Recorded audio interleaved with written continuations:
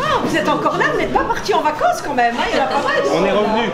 Ah, vous êtes revenu exprès pour moi. Bah oui. Oh là là. Non, mes chers amis, je voulais juste dire un petit mot rapidement sans être trop long pour laisser la parole à Madame la Ministre, à notre chère Fadila. Vous dire qu'on est extrêmement heureux de vous recevoir ici, Madame la Ministre, chère Fadila. Extrêmement heureux et extrêmement fier pour cette nomination. Notre première ministre femme de Côte d'Or. Et au-delà de ça, une nomination qui a fait plaisir à beaucoup d'adhérents. Moi j'ai reçu beaucoup de messages à te transmettre, Fadila, de la part de gens qui venaient des quatre coins du département, du Châtillonnais, du Beaunois, du Montbardois, qui ne pouvaient pas être présents, mais qui ont tenu à m'envoyer un petit mot pour te féliciter et pour te dire de leur fierté de cette nomination. On est extrêmement fiers, je le redis, parce que au-delà de la femme que tu es, c'est une reconnaissance de tes compétences, de tes valeurs, de ton engagement sans faille depuis des années en politique. Et ça fait vraiment chaud au cœur de l'ensemble des militantes et des militants de la Côte d'Or. Donc bienvenue à Dijon. Je suis contente d'être à Dijon.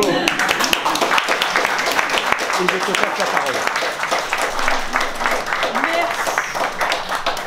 Merci vraiment, Monsieur le Président, cher Laurent, pour ce message qui me va droit au cœur. Je salue mes collègues, je dis plus collègues, les députés, donc évidemment on a partagé, fréquenté les bancs de l'Assemblée nationale pendant 6 ans avec Didier. On a eu des moments très rudes, donc je suis très heureuse de l'avoir à mes côtés, donc merci Didier. Et puis vous le connaissez peut-être, mais sûrement, hein, un peu beaucoup même, puisqu'il a fait toute la campagne avec moi et il était déjà à mes côtés en 2017, Philippe Frey, qui est donc le nouveau député tout frais. De la troisième circonscription. Donc je suis vraiment très heureuse que Philippe puisse me succéder sur cette troisième circonscription. Vous récupérez en fait un bon député, et je dirais pas une bonne ministre, mais une ministre. Donc vous avez deux pour le prix d'un. Donc voilà. Et puis j'excuse bien sûr François Patria, malheureusement il ne peut pas être là. Qui est représenté avec Anouk, que je connais, on a depuis maintenant 20 ans, on ne compte plus les années. François qui vraiment, à qui je dois d'une certaine façon ce poste ministériel, dans la mesure où j'ai commencé mon parcours politique, je dirais pas ma carrière politique, mais mon parcours politique en 2004 à ses côtés, et j'ai eu le plaisir d'être au conseil régional pendant 12 ans, avec toi d'ailleurs aussi Didier, 12 ans en tant que conseillère régionale et vice-présidente de la région en charge de la formation professionnelle. Donc j'ai vraiment une pensée émue pour François toujours. Hein, quand il m'a appelé pour me féliciter, il m'a dit « Tu es mon plus beau trophée ». J'avais envie de dire François, vraiment, tu as été aussi pour moi, j'allais dire, un mentor et vraiment j'ai appris beaucoup aux côtés de François Patria, mes premiers pas en tant que femme politique. Alors je suis très heureuse et vraiment très honorée de la confiance de la Première ministre, Elisabeth Borne, et du Président de la République. Mais je dois dire que j'ai été fortement surprise, très surprise au moment où je reçois ce coup de fil. Le jeudi matin, en fin de matinée, j'avoue que depuis déjà des jours, des semaines, les gens regardaient le portable, les députés, parce qu'ils attendaient plus ou moins peut-être un coup de téléphone. Mais moi, je disais à tout le monde, j'attends rien, j'ai rien demandé. Ce qui était vrai, je n'avais absolument rien demandé. Elisabeth Borne pourrait le confirmer, le président de la République pourrait également le confirmer. Donc en fait, pour tout vous dire, le jeudi, ma valise était prête dans le coffre, mon chauffeur m'attendait et allait me ramener à la gare. Moi j'étais dans mon bureau de présidente de la commission des affaires sociales, donc à l'Assemblée nationale, et je m'apprêtais à venir à Dijon. J'ai dit je vais retrouver ma circonscription et ensuite je vais prendre quelques jours de vacances, voilà. Et quand tout à coup, j'ai mon collaborateur qui toque et qui entre dans mon bureau, il me dit Madame la Présidente, la Première ministre cherche désespérément à vous joindre. J'ai ah bon?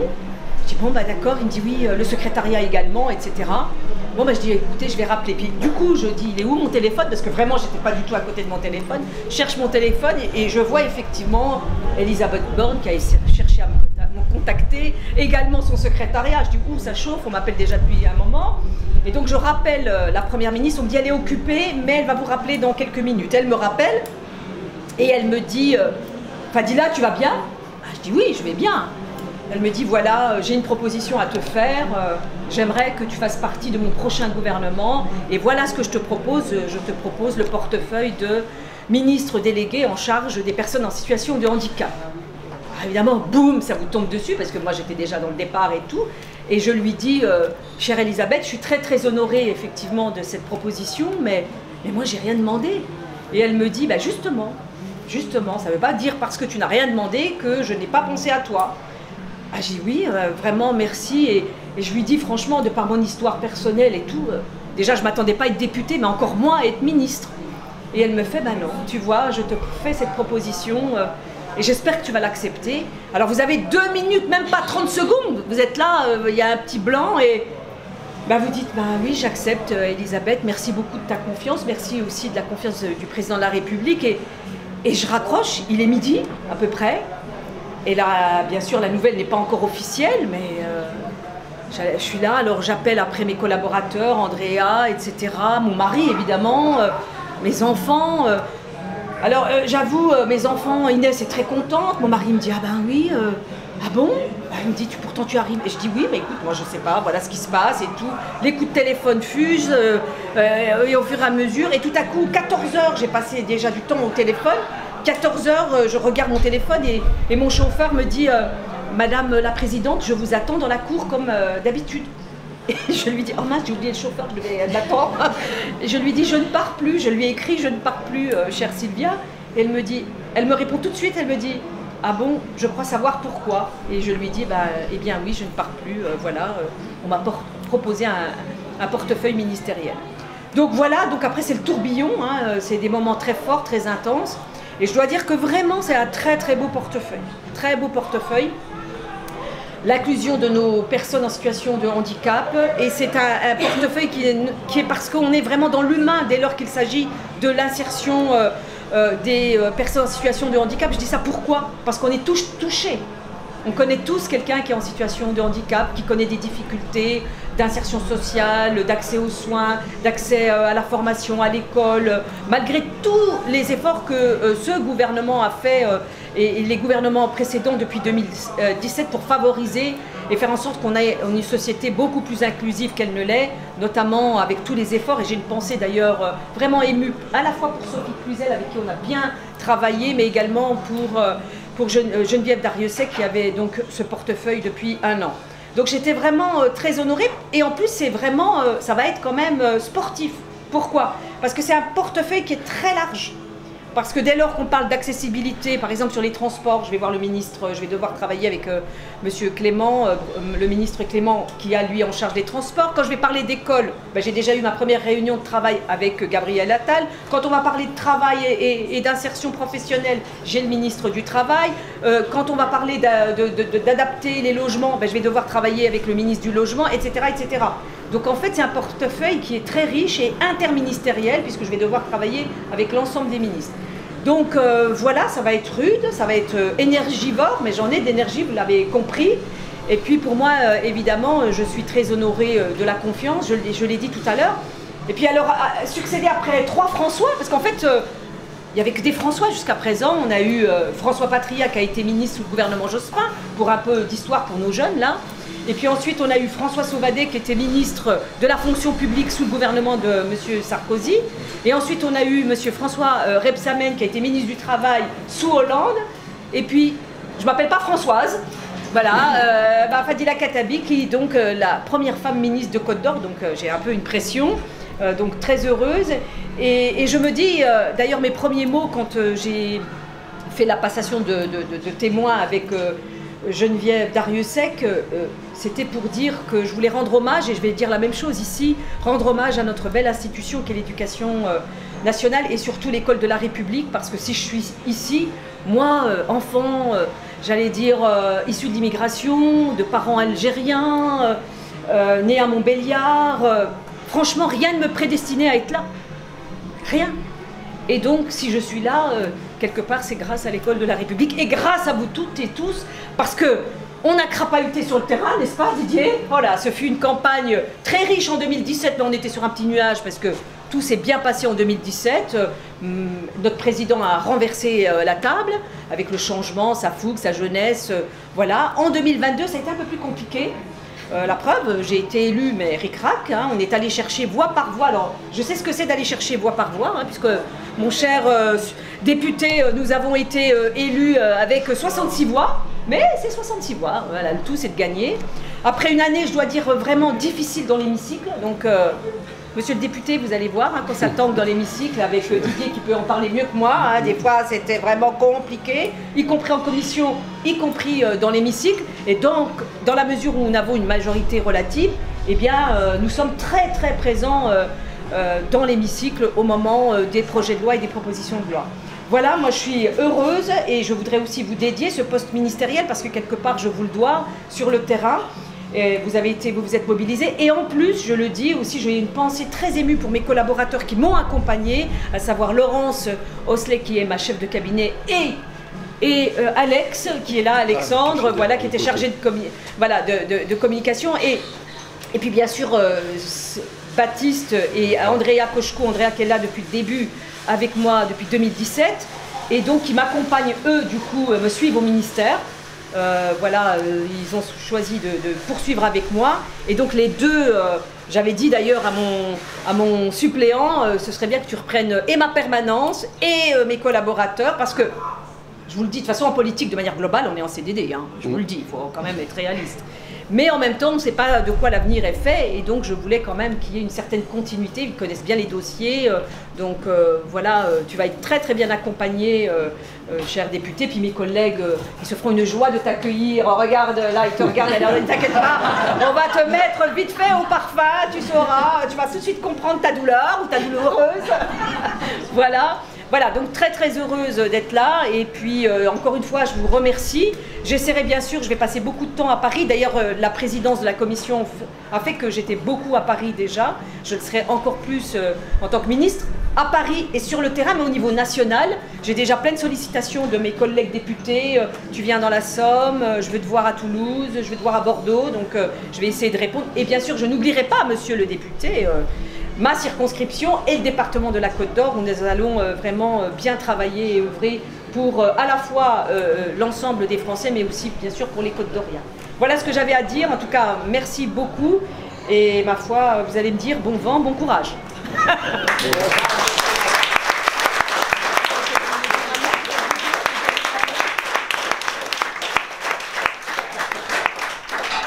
Quelques mots.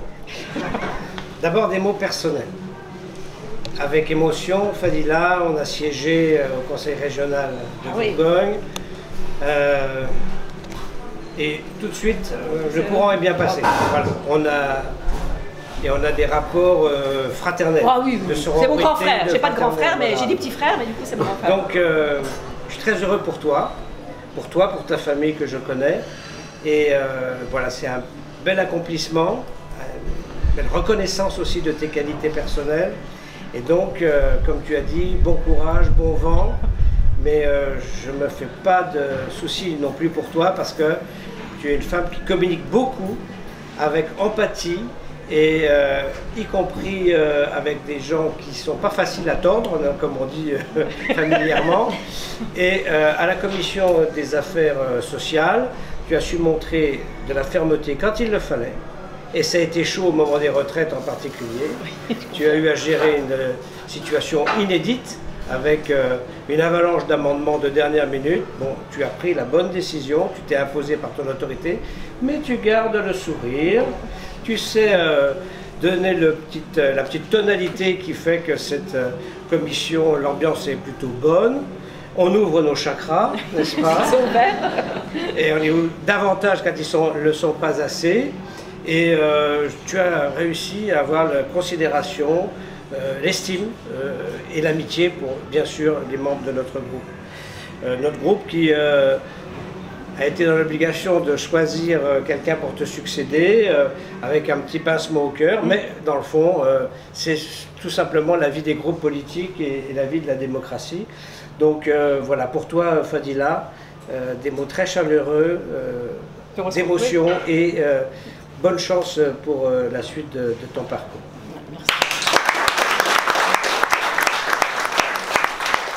Un mot pour Philippe aussi. Un mot pour monsieur le député. Bon, bah, écoute Philippe, tu vas voir, c'est comme le grain de sucre qui tombe dans la barbe à papa, tu vois. Ça tourne, tu vas faire beaucoup tu vas contribuer à faire une belle barbe à papa. C'est une transformation. Quand je dis ça, c'est voilà comme une transformation. Et sa femme, son fils. Si tu préfères une image sportive, bien, il faut faire 45 minutes tous les matins de footing, d'abdos et de pompe. Voilà. Si tu veux aller loin. Mais je crois que pour toi, ça ne posera pas de problème. Pour moi, c'est autre chose. Je capitalise sur mon expérience davantage que ma forme physique. Donc, tu vas prendre le relais dans une circo, effectivement, qui politiquement n'est pas simple, voilà, mais l'élection a été acquise, pas facile, mais elle a été acquise. Je pense que ça continuera sur des tensions parce que les prises de position sont fermes quand même, et elles évoluent lentement, mais sur le terrain, je pense que tu as une belle opportunité de nouer et d'aller vers. Hein. C'est notre... nous, En Marche et maintenant Renaissance, c'est aller vers. Et il faut continuer à faire le travail qu'a fait Fadila et que nous faisons tous. Hein. Et on est tous à égalité. Hein. On est tous en permanence, parce qu'on est en CDD, on est tous remis en cause et en question en permanence. Ne t'inquiète pas, on va t'interpeller souvent pour que tu gardes ce tonus et cette envie d'aller. Donc je te fais là encore pour toi tous mes voeux de réussite. Merci. Et dans cette belle aventure. Et nous serons là dans l'amitié aussi pour travailler ensemble dans le groupe Renaissance. Merci. Merci.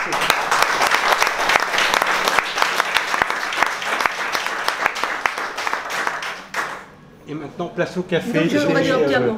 Après, voilà. on va appeler pour les commandes. Vas-y. Alors moi, je voudrais tout d'abord dire que lorsque tu m'as téléphoné ce jeudi à 12h25 pour me demander si je voulais intégrer le Palais Bourbon, et c'est à ce moment-là que j'ai compris, parce que je ne suivais pas du tout l'actualité, pardon. Je déjeunais avec mon fils et je savais qu'il y avait un remaniement en cours, mais la télé était éteinte, je voulais passer un petit moment avec lui. Et quand mon iPhone a sonné, que j'ai vu ton nom, je me suis dit, même si on a de nombreux contacts, on en a eu beaucoup, et parfois...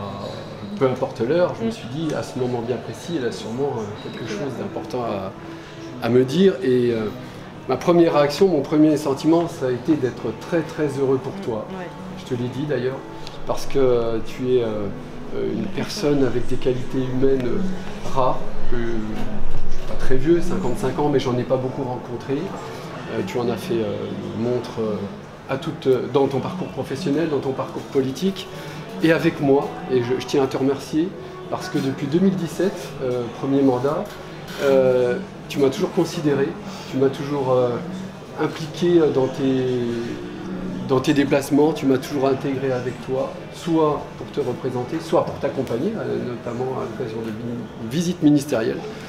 Tu n'en étais pas obligé. Et ça j'ai toujours vraiment apprécié, on a toujours des très bons contacts. Et, en 2022, tu as souhaité que je revienne avec toi, ce que j'ai accepté avec plaisir. Et vraiment, sincèrement, du fond du cœur, tu es une très très belle personne avec des qualités qui seront idéales, je pense, pour le poste qu'on t'a donné. Pour moi, tu es vraiment à la bonne place. Didier a beaucoup fait d'éloges, je ne vais pas m'attarder sur les éloges, mais voilà, j'ai énormément de reconnaissance et d'admiration pour toi. Et par ailleurs, la tâche est dure maintenant parce que je vais être obligé d'être à la hauteur de ce que tu as fait depuis 2017.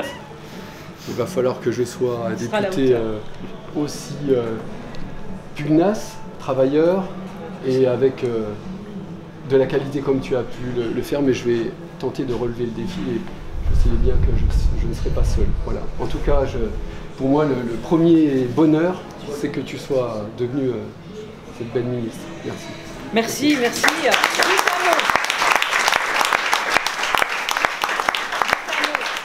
Je me suis souvenu, parfois, et quand on est militant, vous savez, moi j'ai été militante, donc je dis les choses. Parfois on dit, ouais, les ministres ils viennent, ils ne considèrent pas les marcheurs, ils ne considèrent pas les militants. J'ai tenu, à faire ce premier déplacement officiel ici en Côte d'Or sur ma circonscription. Et 2, j'ai tenu à avoir un moment d'échange avec les militants qui m'ont accompagné tout au long donc, de cette campagne et de cette belle aventure. Donc, vous noterez que vraiment j'ai souhaité ce moment-là fort. Et donc, Monsieur le Président, je vous remercie d'avoir su organiser comme ça, à la dernière minute, voilà, ce moment de convivialité. Et puis, on va dire, donc on va prendre un petit verre. Un petit café, un petit café, un petit thé, voilà. Pour poursuivre les échanges. Merci beaucoup. Merci. À vous.